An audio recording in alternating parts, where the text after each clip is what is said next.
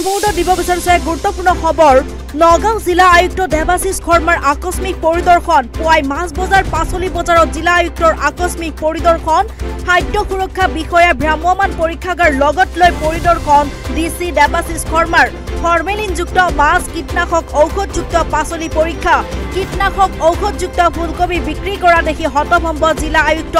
অস্বাস্থ্যকৰ পৰিৱেশত মিঠাই প্ৰস্তুত কৰা প্ৰত্যক্ষ খঙত অগ্নিশৰ্মা জিলা আয়ুক্ত দেৱাশিষ শৰ্মা কেইবাখনো মিঠাই প্ৰস্তুত কৰা কাৰখানা পৰিদৰ্শন জিলা আয়ুক্তৰ মিঠাই প্ৰস্তুত কৰা কাৰখানাত লগালে তলা পুনৰবাৰ উল্লেখ কৰিছো এই মুহূৰ্তত এক গুৰুত্বপূৰ্ণ খবৰ নগাঁও জিলা আয়ুক্ত দেৱাশিষ শৰ্মাৰ আকস্মিক পৰিদৰ্শন পুৱাই মাছ বজাৰ পাচলি বজাৰত জিলা আয়ুক্তৰ আকস্মিক পৰিদৰ্শন খাদ্য সুৰক্ষা বিষয়া ভ্ৰাম্যমান পৰীক্ষাগাৰ লগত লৈ পৰিদৰ্শন ডিসি দেৱাশিষ শৰ্মাৰ ফৰ্মেলিনযুক্ত মাছ কীটনাশক ঔষধযুক্ত পাচলি পৰীক্ষা কীটনাশক ঔষধযুক্ত ফুলকবি বিক্ৰী কৰা দেখি হতভম্ব জিলা আয়ুক্ত অস্বাস্থ্যকৰ পৰিৱেশত মিঠাই প্ৰস্তুত কৰা প্ৰত্যক্ষ খঙত অগ্নিশৰ্মা জিলা আয়ুক্ত দেৱাশিষ শৰ্মা কেইবাখনো মিঠাই প্ৰস্তুত কৰা কাৰখানা পৰিদৰ্শন জিলা আয়ুক্তৰ মিঠাই প্ৰস্তুত কৰা কাৰখানাত লগালে তলা আজি পুৱাই অভিযান চলোৱা হ'ল প্ৰথমতে মাছ য'ত বিক্ৰী কৰে তাৰপিছত আমাৰ হেৰি মাছৰ হোলচেলাৰ তাৰপিছতে আপোনাৰ য'ত আহে প্ৰথম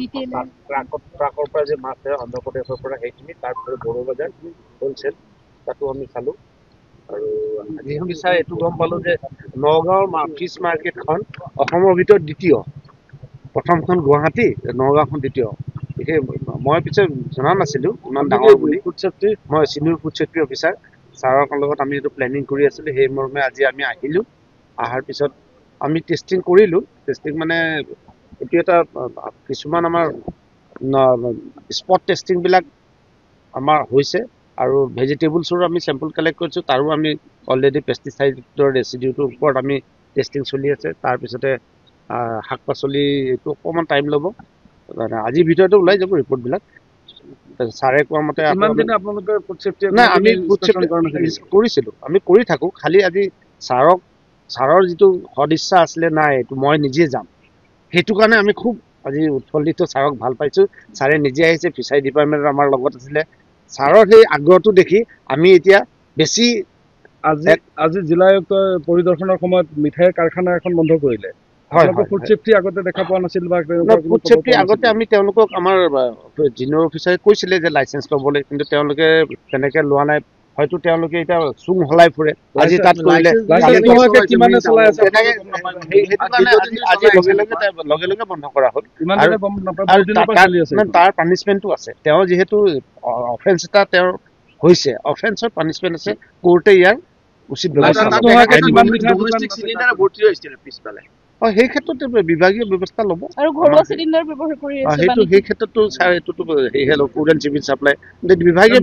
মিঠাৰ দোকান এনেকৈ লাইচেঞ্চ নোহোৱাকৈ কিমানখন চলি আছে সেইটো একজেক্টলি তেনেকৈ আমি ক'ব নোৱাৰে আজি কিমান চলি আছে কিন্তু ইট ইজ এন অফেন্স যাৰ লাইচেঞ্চ নাই তেওঁলোকে পানিছেবল অফেন্স পানিচমেণ্ট পাব ঠিক আছে কথাটো এনেকুৱা প্ৰথম কথা হৈছে ৰাইজ সজাগ আৰু সচেতন হ'ব লাগিব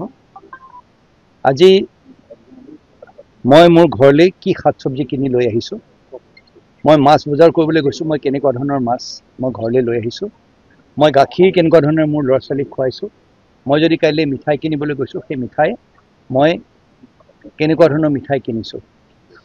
আজি ৰাতিপুৱাতে আমি গ'লোঁ প্ৰথমতে অন্ধ্ৰপ্ৰদেশৰ পৰা য'ত ট্ৰাকবিলাক আহে তাত এসময়ত অভিযোগ আছিল যে সেইবিলাকত ফৰ্মেলিন থাকে আমি আমাৰ মোবাইল লেবৰেটৰীৰ লগত লৈ গৈছিলোঁ ফুড ছেফটি অফিচাৰ আছিলে গোটেই টীমটো আছিলে তেওঁলোকে কাম কৰি আছে আৰু তাত ধৰি লওক আমি ফৰ্মেলিন পোৱা নাই কিন্তু মাছৰ ক্ষেত্ৰতো আমি সজাগ আৰু সচেতন হ'বলগীয়া এটা ডাঙৰ কথাটো হৈছে কি য'ত আমাৰ মাছৰ উৎপাদন হয় অসমৰ বহু ঠাইত পৰা আমাৰ মাছ আহে অকল অন্ধ্ৰপ্ৰদেশৰ পৰাই নহয় আৰু সেই মাছবোৰ আমি য'ত তাত উৎপাদন হয় বহু ক্ষেত্ৰত এটা খুব আনচাইণ্টিফিক এটা হেৰি পৰিৱেশ এটাত সেই মাছবিলাক ডাঙৰ কৰা হয় গুৱাহাটীৰ পৰা অহা বহুত ট্ৰাক আমাৰ মৰিগাঁও আৰু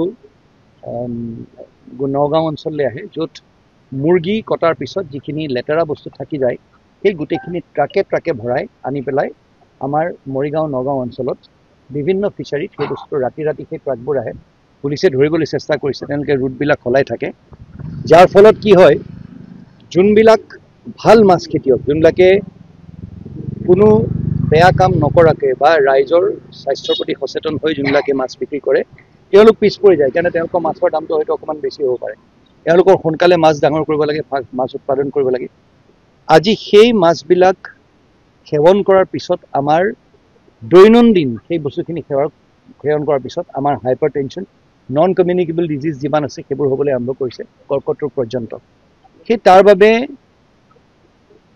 এওঁলোকে যাতে বেপাৰীসকলে যাতে তেনেকুৱা ধৰণৰ কাম কৰিব নোৱাৰে আৰু বেপাৰীসকলকো মই তাত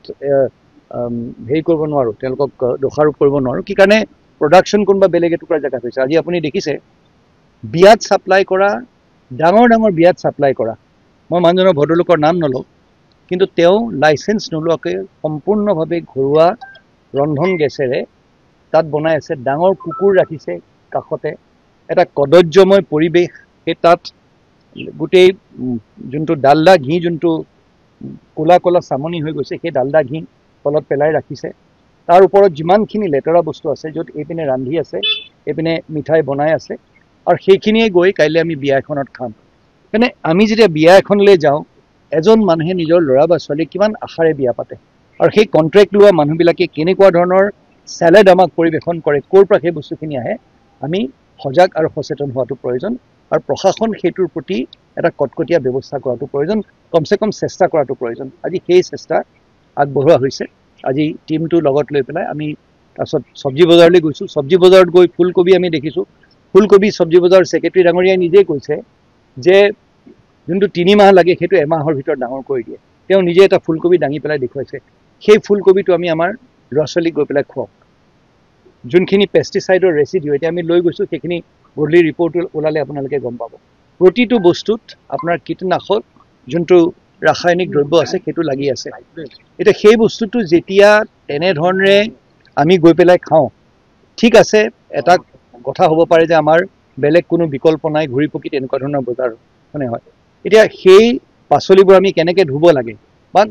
কমচে কম সেই জাগাবিলাকত য'ত সেই কীটনাশক দ্ৰব্যবিলাক প্ৰয়োজনতকৈ বেছি প্ৰয়োগ কৰে এতিয়া ইউৰিয়া অকণমান হ'লেও দিব লাগে এতিয়া নেনো ইউৰিয়া পৰ্যন্ত আহি গ'ল আজি বিজ্ঞান আৰু প্ৰযুক্তিবিদ্যাৰ এইটো আমাৰ যুগ কিন্তু তাৰ মানে এইটো নহয় তাৰ অপব্যৱহাৰ কৰি পেলাই ৰাইজৰ স্বাস্থ্যত হানি কৰিব তাৰপিছত আমি মিঠাই দোকানবিলাকলৈ আহিলোঁ আপোনালোকে দেখিছেই চিল কৰা হৈছে এতিয়া চিল কৰি দিয়া হ'ব কথাটো হ'ল এই এনেকুৱা ধৰণৰ ৰেটবিলাক নগাঁও জিলাত চলি থাকিব মই এটা কথা মই ক'ব বিচাৰোঁ ৰাইজে সেৱন কৰা যোনবোৰ বস্তু যোনে বিক্ৰী কৰে সেই তেওঁলোকে যদি এনেধৰণৰ বস্তু বিক্ৰী কৰে যোনবোৰ বস্তু ৰাইজৰ স্বাস্থ্যৰ বাবে হানিকাৰক হয় বিধিগত ব্যৱস্থা তেওঁলোকৰ বিৰুদ্ধে লোৱা হ'ব আৰু সেইটো তেওঁলোকে যাতে সতৰ্ক হৈ যায় আৰু তেওঁলোকক মই অনুৰোধ কৰিছোঁ যাতে সেই এনেকুৱা ধৰণৰ কাইলৈ তেওঁলোকৰ ঘৰতো ল'ৰা ছোৱালী আছে মই মিঠাই বেপাৰীজনক সুধিছিলোঁ এই বস্তুটো আপুনি আপোনাৰ ল'ৰা ছোৱালীক খুৱাবনে বোলে নাই মই মোৰ ল'ৰা ছোৱালীক নোখোৱাওঁ যদি নিজৰ ল'ৰা ছোৱালীক মই নোখোৱাওঁ সেই বস্তুটো কিন্তু মই বিক্ৰী কৰিম সাধাৰণ ৰাইজক সেই কথাটোতো নহ'ব নহয় সেই কথাটো আমি চেষ্টা কৰিম তেওঁলোকে আমাৰ চকুত ধূলি মাৰিবলৈ চেষ্টা কৰিব কিন্তু আমি আমাৰ চেষ্টা অব্যাহত থাকিব আৰু মেজিষ্ট্ৰেট যাব পুলিচ যাব আমাৰ ফুড ইন্সপেক্টৰ আৰু তেওঁলোকৰ টিম যাব ফিচাৰী অফিচাৰ যাব নগাঁৱত সেই অভিযান চলি থাকিব